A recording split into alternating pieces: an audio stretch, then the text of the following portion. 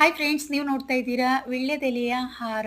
ವೀಳ್ಯದೆಲೆ ಹಾರವನ್ನು ಹನುಮಾನ್ಗೆ ಅರ್ಪಿಸೋದ್ರಿಂದ ನಮ್ಮ ಎಲ್ಲ ಕಷ್ಟಗಳು ನಿವಾರಣೆ ಆಗ್ತಾ ಹೋಗುತ್ತೆ. 108 ವೀಳ್ಯದೆಲೆಯನ್ನು ಶ್ರೀರಾಮ್ ಅಂತ ಹೇಳಿ ಸಿಂಧೂರದಿಂದ ಬರೆದು ನಾವು ಅರ್ಪಿಸಿದರೆ, ಆ ಹಾರವನ್ನು ಹಾಕಿದರೆ ತುಂಬಾ ಒಳ್ಳೆಯದು. ಏನಾದರೂ ಕಷ್ಟಗಳಿತ್ತಂದರೆ ಅದು ಹೋಗುತ್ತೆ. ಮತ್ತು ಕೆಟ್ಟ ದೃಷ್ಟಿ ಏನಾದರೂ ನಮಗೆ ತಾಗಿದ್ರೆ ಅದೆಲ್ಲ ಹೋಗುತ್ತೆ. ನಕಾರಾತ್ಮಕ ಶಕ್ತಿಗಳೆಲ್ಲ ನಮ್ಮಿಂದ ಹೋಗುತ್ತೆ.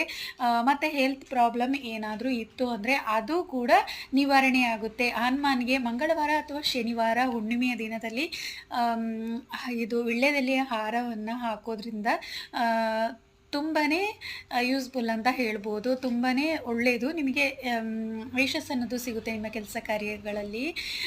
ಸಬ್ಸ್ಕ್ರೈಬ್ ಮಾಡಿ ಇನ್ನಷ್ಟು ವಿಡಿಯೋನ ನೋಡಿ.